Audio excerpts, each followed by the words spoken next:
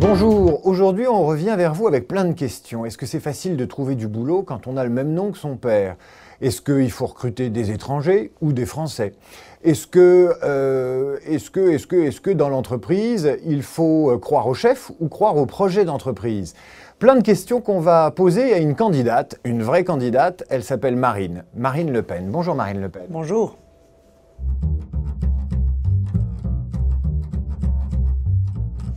Je n'ai jamais été amené à présenter ma candidature puisque lorsque je suis devenu avocat, je cherchais un stage. Or, on m'a très vite fait comprendre qu'il était très compliqué pour les cabinets d'avocats de prendre une stagiaire du nom de Marine Le Pen, que ça poserait des difficultés avec les clients, que ça marquerait politiquement le cabinet, etc. Et par conséquent, j'ai fait mon stage à l'époque chez l'avocat du Front National. Puis je me suis immédiatement, 2 ans après, installé à mon compte. Et je suis donc immédiatement devenu chef de moi-même, en quelque sorte. Le moment de la facturation était toujours un moment assez terrifiant pour moi parce que je sentais bien que le travail que je faisais et qui devait être normalement facturé, eh bien, était souvent supérieur aux capacités des gens qui étaient en face de moi. Et donc, c'était toujours une blessure, un moment que je redoutais et que je repoussais au maximum. L'argent n'est pas un sujet, n'a jamais été pour moi un sujet de satisfaction. Il m'est arrivé, je vous le cache pas, de m'accorder moins que le salaire de ma secrétaire. Parce que les temps étaient un petit peu durs et sont durs encore d'ailleurs pour beaucoup de jeunes avocats. Bon, ça ne me posait pas de difficultés, d'autant que par ma situation familiale, j'étais logé, ce qui évidemment me soulageait beaucoup de grandes difficultés que vivent beaucoup de jeunes aujourd'hui.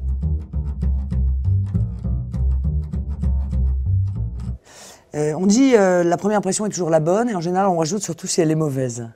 Eh bien, c'est vrai. Ce qui m'intéresse, c'est la franchise.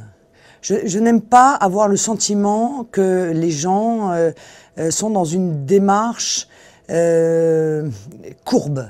Courbe, c'est quelqu'un qui est... On sent effectivement qu'il a le regard fuyant, qui essaye de contourner pour arriver à un point précis. Moi, j'aime les lignes droites. Je ne crois pas qu'on puisse m'accuser de prendre des gens qui sont comme moi. Je suis même pas sûre que j'arriverais facilement à travailler avec des gens qui me ressemblent. Non mais c'est parce que c'est fatigant, enfin je veux dire, je suis consciente de ça. Moi, les gens comme moi sont fatigants. Ça va vite, ça va fort, c'est toujours en mouvement, il faut toujours réfléchir à l'étape d'après, avec une exigence incontestable que j'essaye de m'appliquer à moi-même. Bon, voilà, si j'avais toute mon équipe qui me ressemblait, ce serait peut-être un peu difficile. Non, je leur laisse de l'autonomie, mais il faut que cette liberté soit bien utilisée. Parce qu'en revanche, si elle est mal utilisée, en général, je me fâche. J'aime bien qu'on me rende compte des instructions ou des missions que je donne. Et ça, c'est assez difficile à obtenir, j'avoue. Oui, je préfère que ce soit écrit, soit par mail, soit même par SMS. Voilà, mission faite. Voilà. J'aime bien savoir ce que deviennent les missions que je donne. Bon, c'est la moindre des choses, vous me direz, mais...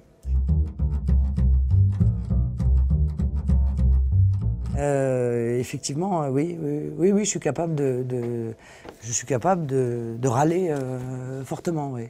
Oui, j'avoue, bon, allez.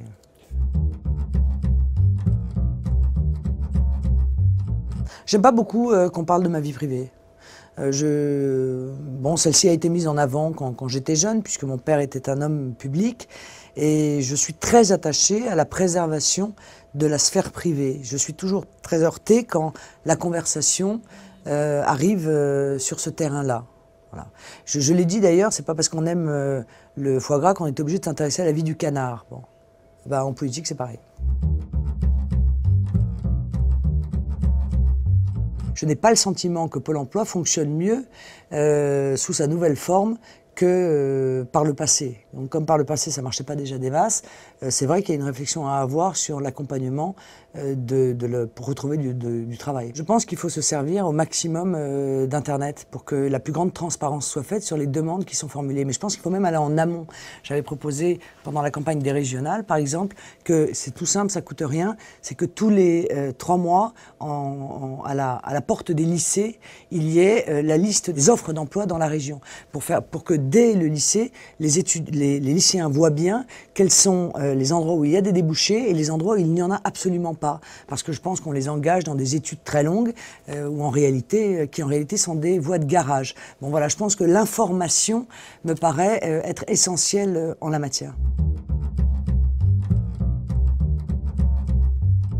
Est-ce que vous êtes pour ou contre le CV anonyme? Contre. Et je suis contre aussi l'entretien en cagoule. Qui est la conséquence du CV anonyme, bien sûr. Est-ce que vous êtes pour ou contre l'égalité salariale homme-femme? Pour.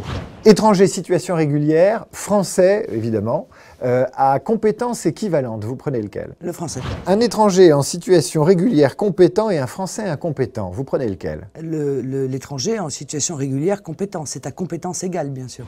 Un étranger en situation irrégulière qui est vachement bon et un français incompétent. Un français incompétent. Ah ouais. C'est un délinquant. Donc on ne prend pas quelqu'un qui est en situation irrégulière ou alors on viole la loi.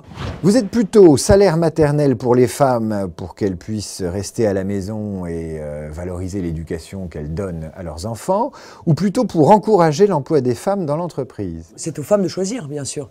Je ne suis même pas pour un salaire maternel, je suis pour un salaire parental. Je pense que les femmes se sont beaucoup battues pour travailler. J'en suis heureuse et j'en suis la première à être heureuse d'ailleurs, puisque j'ai toujours travaillé. Mais aujourd'hui, elles n'ont plus la liberté de ne pas travailler, compte tenu de l'aggravation de la situation du pouvoir d'achat, etc., et des salaires qui sont délivrés. Donc j'aimerais que les femmes aient le choix de travailler ou de ne pas travailler. C'est à elles et à elles seules d'avoir ce choix. Encore faut-il qu'elles l'aient. Et je pense que le salaire maternel permettrait de donner à un certain nombre de femmes la possibilité de choisir. Mais la séduction, elle joue même quand elle n'est pas volontaire, même quand elle n'est pas consciente. C'est évident que la séduction des personnalités que l'on reçoit joue ou ne joue pas. On est séduit ou on n'est pas séduit. Et ça n'est d'ailleurs pas du tout un physique qui est jugé, contrairement à ce que l'on pense. Ce sont des traits de caractère, c'est une manière de se prononcer, c'est les choix des mots, c'est tout ça qui crée ou pas la séduction, qui fait qu'on est ou qu'on n'est pas séduit par une personnalité. Le défaut que je n'ai pas, la fourberie.